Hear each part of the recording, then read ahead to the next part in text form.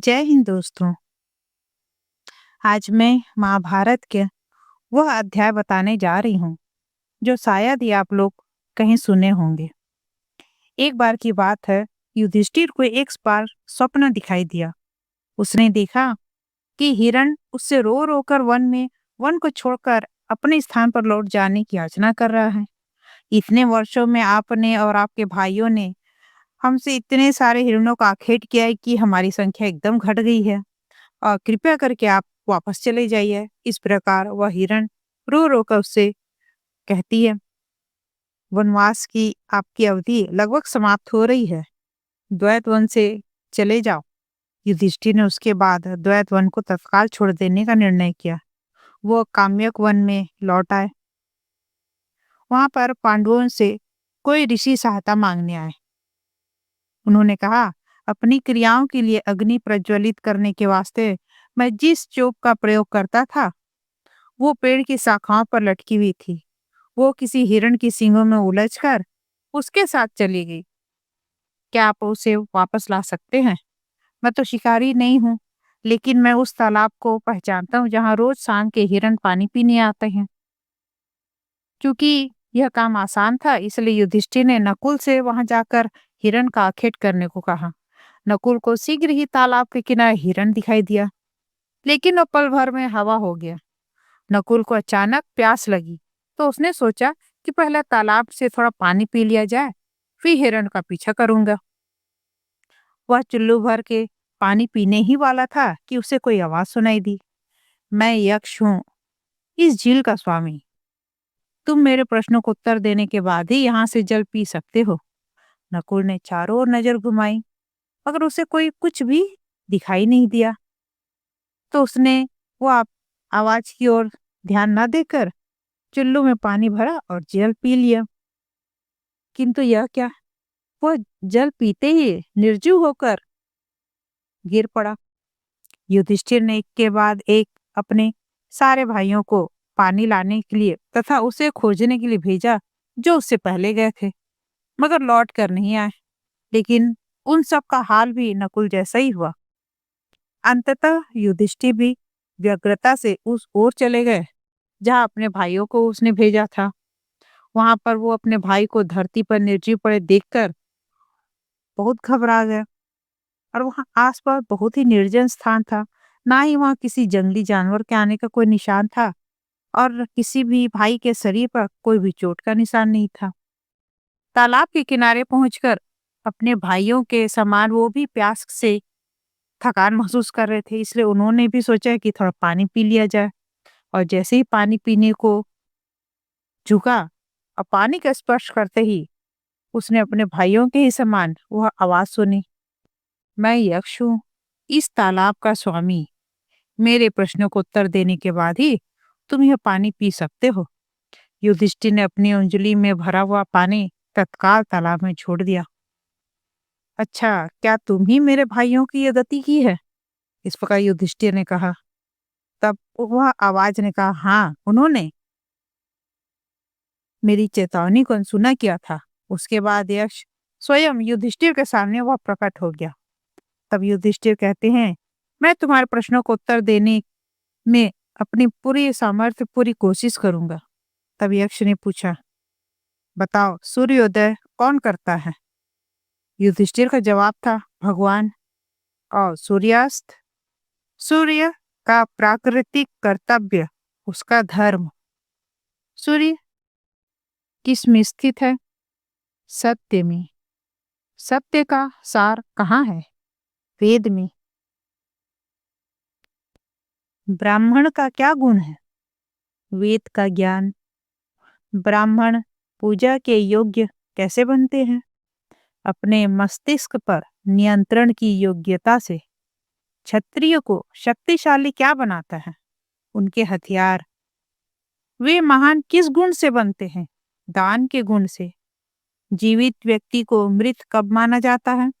जब वो अपनी संपदा को भगवान, अतिथियों, सेवकों, पशुओं तथा पूर्वजों के साथ साझा नहीं करता है। हवा से तेज क्या है? मस्तिष्क। घास से अधिक बहुल क्या है? विचार। स्वर्ण से अधिक मूल्यवान क्या है? ज्ञान। संपत्ति से अधिक आवश्यक क्या है? स्वास्थ्य। प्रसन्नता का अधिक आवश्यक रूप क्या है? संतुष्टि। सबसे महान कार्य क्या है? अहिंसा। मनुष्य को कैसे आंका जाए? चरित्र से। क्षमा क्या है? सबसे कट्टर शत्रु को बर्दाश्त करना। दया क्या है? सबके लिए खुशहाली की कामना। सादगी किसे कहते हैं? गंभीरता को। एकमात्र वस्तु क्या है जिसे मनुष्य जीत सकता है? उसका अपना मन। क्या त्यागने के बाद मनुष्य सहमत होने लगता है? घमंड। क्या त्यागने के बाद कोई समृद्ध होता है? वासना। मनुष्य का सबसे खतरनाक शत्रु क्या है? क्रोध। सबसे गंभीर बीमारी कौन सी है? लालच। दान क्या है? असहाय की सहायता करना। विश्व के बारे में सबसे अनूठी बात क्या है? जीव रोजाना मरते हैं, फिर भी बाकी इस तरह जीते हैं मानो वे अमर हों। सच्चा पथ कैसे मिलेगा? बहस से नहीं, उसका कभी निष्कर्ष नहीं निकलता। शिक्षकों से नहीं, वे महज अपनी राय बता सकते हैं।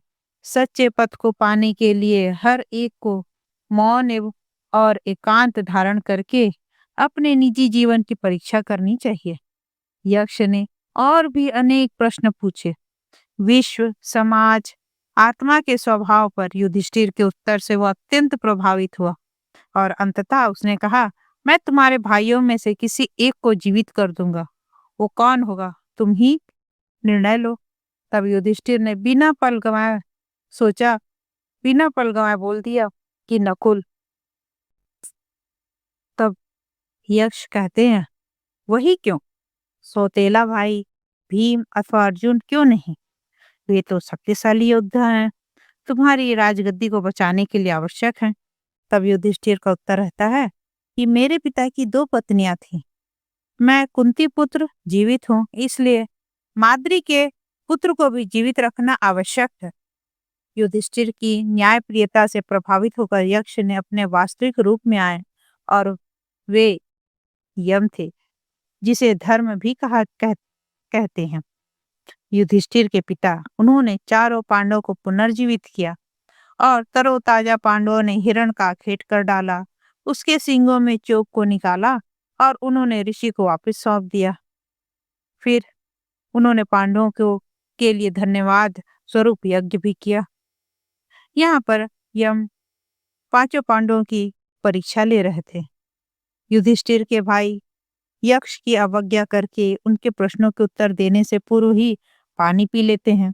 इससे यह प्रतीत होता है कि वे सोच समझकर काम नहीं करते थे, जबकि द्यूत क्रीड़ा में बिना सोचे समझे अपने भाइयों तथा पत्नी को दांव पर हार जाने वाले युधिष्ठिर वनवास के दौरान पूर्णतः परिष्कृत हो गए थे। इसलिए पानी पीने से पहले वे प्रश्नों का उत्तर देते हैं। द्यूत क्रीड़ा में युधिष्ठिर ने पहले अपने सौतेले भाइयों को दांव पर लगाया था। कुंती पुत्रों अथवा अर्थात अपने सगे भाइयों से पहले माद्री के पुत्रों को दांव पर लगाने की गलती की। वो यक्ष के साथ वही घटना में अपने सौतेले भाई को पहले बचा कर सुधार लेते हैं। इससे युधिष्ठिर के परिष्करण का भान होता है। वन में कुंती के पुत्रों को उन 3 देवताओं के दर्शन होते हैं जिन्होंने उनकी माता को गर्भवती किया था। युधिष्ठिर यम से, अर्जुन इंद्र से और भीम अपने भाई हनुमान से मिलते हैं। हनुमान वायु अर्थात पवन के पहले पुत्र थे। इन 3 मुलाकातों का परिवर्तनकारी प्रभाव भी पड़ता है। तीनों को ही उनके दिव्य पिता विनम्र एवं तत्वदर्शी बनाते हैं। वनवास की अवधि ऐसा काल है जो पांडवों को कथाओं एवं रोमांचित यात्राओं के द्वारा परिष्कृत कर देता है। वनवास का 12वां वर्ष पूरा होते होते युधिष्ठिर को ऋषि बृहदाश्व के दर्शन होते हैं, जिन्होंने उन्हें पासे खेलने सिखाए। यह कला सीखते समय युधिष्ठिर ने शिकायत की, हमें अज्ञातवास करना पड़ा। यदि हम ढूंढ ढूंढ निकाले गए तो हमें और 12 वर्ष का वनवास करना होगा। ऐसा दुखद भाग्य सिर्फ पासों के खेल के कारण मेरी तरह किसी और ने भी ऐसी ही तकलीफ झेली हो। तब बृहदाश्व ने इसका उत्तर दिया, हाँ, कभी नल नामक राजा हुआ था, जिसने ऐसा ही दुख झेला। उसे अयोध्या के राजा, सारथी एवं बावर्ची बनना पड़ा था। और तुम्हारी पत्नी की तरह उसकी पत्नी भी उसके साथ वन गमन कर गई थी। साथ ही चेदी की रानी की सेविका भी रही। उन्होंने फिर पांडवों को नल और दमयंती की प्रेम कथा सुनाई। दमयंती अनित सुंदरी और विदर्भ की राजकुमारी थी। उसने सबसे सुदर्शन पुरुष नल को अपना पति के रूप में चुना था। इसके लिए उसने देवताओं के विवाह के प्रस्ताव को भी ठुकरा दिया था। उन्होंने 12 वर्ष हंसी खुशी जीवन व्यतीत किया। उनकी 2 संतानें हुई। तभी नल का रिश्ते का भाई पुष्कर उनके यहाँ आया और उसने नल को पासे का खेल खेलने के लिए आमंत्रित किया। खेल के दौरान युधिष्ठिर के समान ही नल ने भी अपना सब कुछ लुटा दिया था। नल को अपने परिवार के साथ ही राजप्रसाद त्याग कर चले जाने को कहा गया। उन्हें अपने शरीर ढकने के लिए एक वस्त्र के अलावा कुछ भी नहीं ले जाने दिया गया। दमयंती ने अपने बच्चों को अपने पिता के यहाँ भेज दिया। नल ने अपनी पत्नी से कहा, तुम्हें भी उन्हीं के साथ चले जाना चाहिए। मैं अपनी प्रजा को क्या मुंह दिखाऊं? मैं वहां नहीं जाना चाहता जहां मुझे पहचान लिया जाए। मैंने अपने लिए शर्मनाक हरकत की है। जाओ, मेरी पत्नी, मुझे छोड़ दो, मेरे भाग्य के सहारे मुझे छोड़ दो। लेकिन दमयंती ने अपने पति को इस विपत्ति काल में छोड़ जाने से इनकार कर दिया। उसने दृढ़तापूर्वक कहा, मैं अच्छे दिनों की तरह इन बुरे दिनों में भी आपके साथ ही रहूंगी। आओ हम साथ साथ वन चलें। वहां हमें कोई नहीं पहचानेगा। वनवासी का जीवन अत्यंत कठिन था। हथियारों के बिना नल एक भी पशु का आखेट नहीं कर पाया और महलों के सुखों की आदि दमयंती को भी फल तोड़ने अथवा जल भर कर लाने का अनुभव भी नहीं था। भूख से बेहाल नल ने अपने शरीर पर पहने एकमात्र वस्त्र के प्रयोग से कुछ पक्षी पकड़े। अब शायद हम इन्हें खाकर भूख मिटा लेंगे अथवा खाने की वस्तुओं के बदले यहाँ आने जाने वालों से पक्षियों का विनिमय कर लेंगे। लेकिन ये क्या, पक्षियों ने मिलकर जोर लगाया और उसके कपड़े समेत उड़ गया। अब नल बेचारा निर्वस्त्र रह गया। नल जमीन पर लेटकर जोर जोर से रोने लगा, मेरा तो सर्वस्व खो गया। तब दमयंती ने उसे ढांढस बंधाते हुए कहा, सर्वस्व नहीं, तुम्हारे साथ अभी तो मैं हूँ और मैं तुम्हारा कभी भी साथ नहीं छोड़ूंगी। तब दमयंती ने अपने शरीर पर लिपटे कपड़ों को उतार कर उसे फाड़ कर 2 हिस्सों में किया और उनमें से एक हिस्सा उसने अपने पति को दे दिया और कपड़े के दूसरे टुकड़े से अपना तन ढांक लिया और वे वन में साथ साथ चुपचाप रहने लगे। नल को तो अपराध बोध से घुटे जा रहे थे। वे अपने मन में संताप के कारण चुप्पी साध ली थी। मगर दमयंती हर हालत में अपने पति का साथ देने के लिए मन ही मन तैयार थी और संकल्प करके रह रही थी। अपनी बेवकूफी के कारण दमयंती को कष्ट पाते देखकर नल बहुत दुखी था। इसलिए रात में दमयंती को नींद आ जाने पर नल यह सोचकर वहां से भाग गया कि उसे अपने साथ न पाकर अंततः उसे सद्बुद्धि आएगी और वो विदर्भ में अपने मायके चली जाएगी तथा उसे वन में ठोकरें नहीं खानी पड़ेगी। जब नल दमयंती सुबह सोकर जागी तो देखी कि उसके पति उसके साथ नहीं है। तो उसके मन में मायके जाने की इच्छा तो नहीं जागी, बल्कि वो अपने पति को ढूंढने निकल गई। वो पति को ढूंढने में दमयंती ने वन का चप्पा चप्पा छान मारा। वे पेड़ों के हर एक झुरमुट में उनका नाम लेकर जोर जोर से पुकारने लगी। संध्या काल आते ही उसने अपने सामने विशाला नाग फन काढ़े उसे काटने को तत्पर रास्ता रोके खड़ा मिला। वो कोई प्रतिक्रिया करती उससे पहले ही किसी शिकारी ने तीर से उसके जहरीले नाक को मार दिया और उसकी जान बचाई। उसने शिकारी का हार्दिक आभार जताया, लेकिन शीघ्र ही उसे लगा कि वो तो कहीं और ही खोया हुआ है। वो दमयंती के सौंदर्य को भोगने के लिए ललचा रहा था। दमयंती की सुचिता बरकरार थी, इसलिए शिकारी ने बुरी नियत से जैसे ही उसे छुआ वह आग के लपटों में घिर गया। विशाला नाग और शिकारी के शिकंजों से चमत्कारिक ढंग से बचने के बाद दमयंती को व्यापारियों का कारवां वहां से गुजरता दिखाई दिया, जिन्होंने उसे भी अपने साथ चलने को कहा। उसी रात हाथियों के झुंड ने व्यापारियों के शिविर पर हमला कर दिया। इसमें व्यापारियों को भारी हानि उठानी पड़ी। व्यापारियों को लगा कि यह विपदा दमयंती के कारण आई थी, इसलिए उसने कारवां से उसे बाहर कर दिया। अब अकेली अनाथ दमयंती अंततः चेदी नगरी में प्रविष्ट हो गई। उसके बदन पर बहुत ही अल्प वस्त्र और बिखरे उलझे बाल देखकर बच्चों ने उसे पगली पगली कहकर पत्थर मारने लगे। दमयंती ने जब बच्चों के झुंड से बचने के लिए इधर उधर भागी, तभी चेदी की महारानी की नजर उस पर पड़ी और उसके इस अस्त व्यस्त मगर राजसी आभास को देने वाली स्त्री को देखकर महारानी के मन में सहानुभूति जागी और उन्होंने अपने महल में उसे बुला लिया। महल में दमयंती महारानी की सेविका बन गई। दमयंती ने अपना नाम अथवा पहचान नहीं बताई। उसने अपना नाम श्रीरंध्री बताया और महारानी के केश विन्यास तथा सुगंध तैयार करने का काम अपने जिम्मे ले लिया। कुछ दिनों के बाद सुदेव नामक ब्राह्मण चेदी से होकर गुजरा। उसने दमयंती की असली पहचान महारानी को बता दी। बहुत समझाने बुझाने के बाद दमयंती ने अपने मायके जाने को तैयार हुई। उसने विदर्भ पहुंचकर अपने पिता से कहा, हमें मेरे पति को अवश्य ढूंढना चाहिए। इस पर विदर्भ राज ने पर्णद नामक ब्राह्मण को यह जिम्मेदारी सौंपी कि वो भारतवर्ष के हर एक राज्य में जाकर नल की खोज करे। पर्णद ने सवाल किया, मैं उन्हें पहचानूंगा कैसे?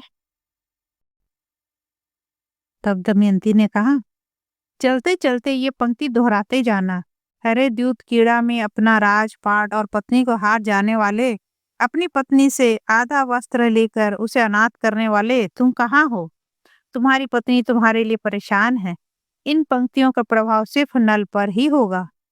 पर्णद ने गंगा, यमुना और सरस्वती के दोनों सिरों की यात्रा के दौरान यही पंक्ति दोहराई।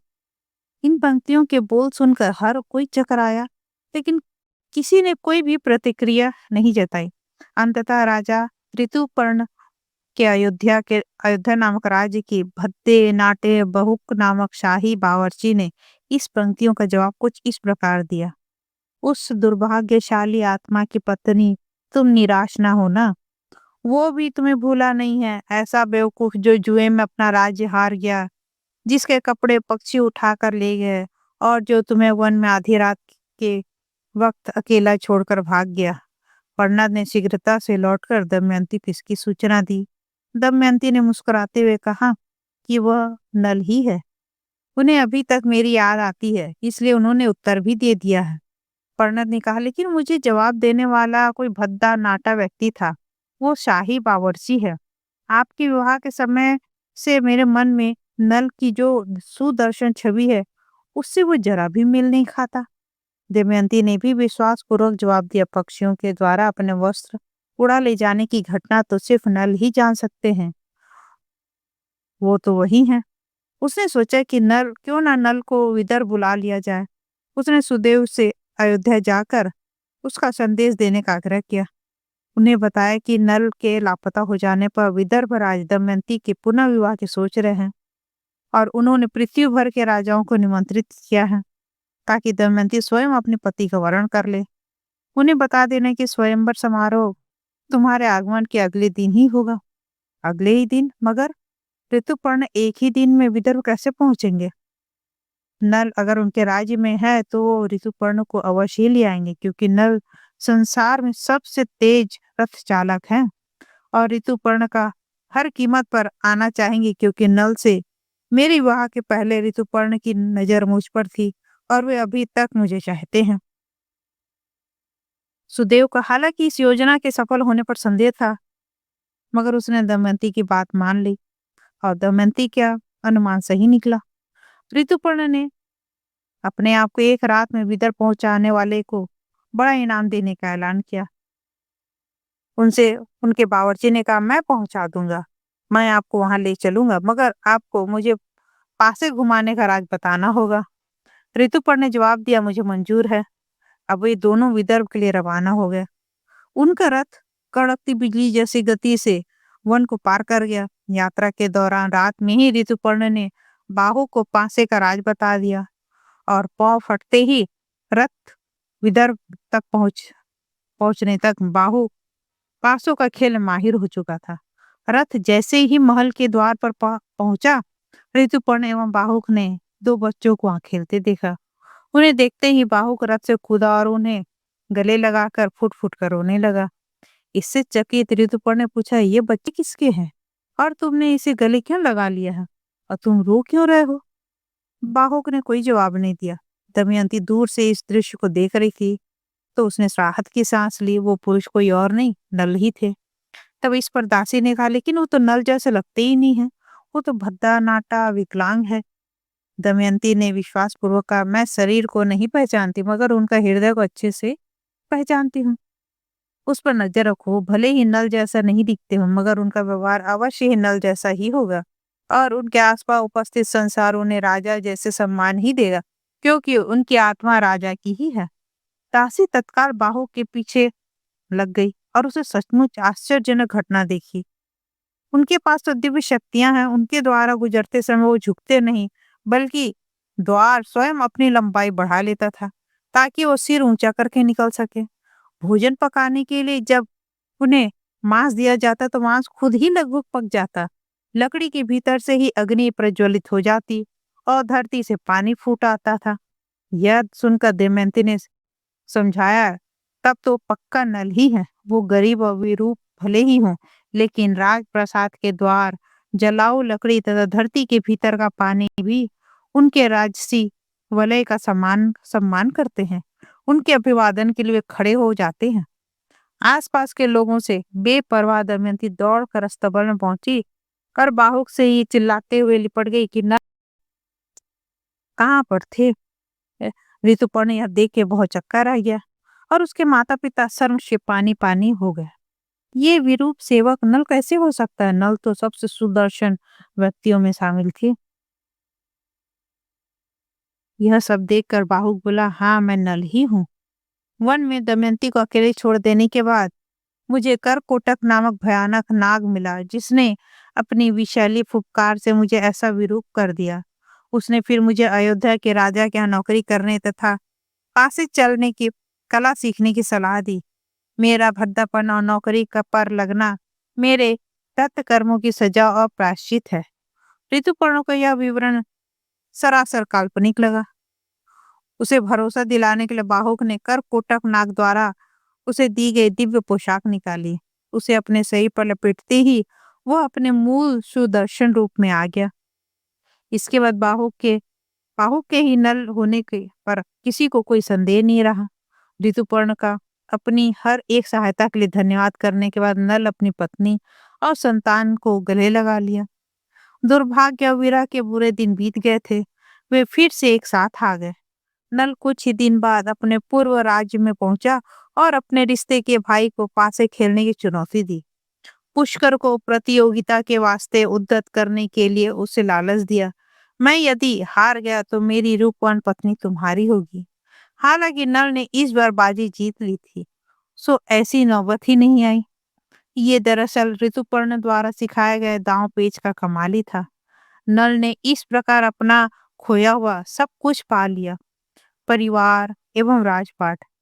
ऋषि बृहदाश्व ने कथा समाप्त करते हुए ज्येष्ठ पांडव को आशीर्वाद दिया और कहा, युधिष्ठिर तुम्हारे साथ भी ऐसा ही होगा। फिर 13वां वर्ष भी आ गया। पांडवों ने घोर रात्रि में कपड़े की गठरी में अपने अस्त्र शस्त्र रखकर उसे शव के आकार में बांधा और समी के वृक्ष की शाखा से बांध दिया। उसके बाद उन्होंने भिन्न भिन्न वेश धारण किया। युधिष्ठिर ने विद्वान ब्राह्मण का वेश बनाया। अपना नाम कंक रखकर उन्होंने अपने योग्यता रियासत का मंत्री बनने लायक बताए, जिसे राजकाज में महारत हासिल थी। भीम ने बावर्ची का वेश बनाया और अपना नाम बल्लभ बताया। उसने कहा, ऋतुपर्ण की सेवा करने वाले नल के समान मैं भी संसार का सर्वश्रेष्ठ बावर्ची सिद्ध होऊंगा। अर्जुन ने स्त्री वेश धारण किया और स्वयं को बृहन्नला नामक प्रवीण नृत्य गुरु के रूप में प्रस्तुत किया। उसने कहा, मैंने नृत्य कला स्वयं अप्सराओं से सीखी है। नकुल ने स्वयं को अश्वपालक दाम ग्रंथि के रूप में प्रस्तुत किया और सहदेव गोवैध तंतीपाल के रूप में प्रस्तुत हुआ और द्रौपदी श्रृंगारिका सैरंध्री के वेश में प्रस्तुत हुई। वे सभी 6 जन मत्स्य राज्य में गए और वहां के महाराज विराट से काम मांगा। उनका बहुरूपिया वेश इतना सटीक था कि दुर्योधन के गुप्तचर जब द्वैतवन पर पहुंचे तो उन्हें पांडवों की परछाई भी नहीं मिली। पांडवों द्वारा अंत में खाली की गई कंदराओं में उन्हें बस ऋषि धौम्य कुछ अन्य ऋषियों के साथ यज्ञ करते और पांडवों की कुशल कामना के लिए पूजा करते मिले। अब इसके आगे वे लोग रूप बदल के कहाँ गए और उनका जीवन 13वां वर्ष में किस प्रकार बीता, यह मैं अब अगले अंक में आप लोगों को बताऊंगी। तब तक के लिए जय हिंद, जय भारत, धन्यवाद।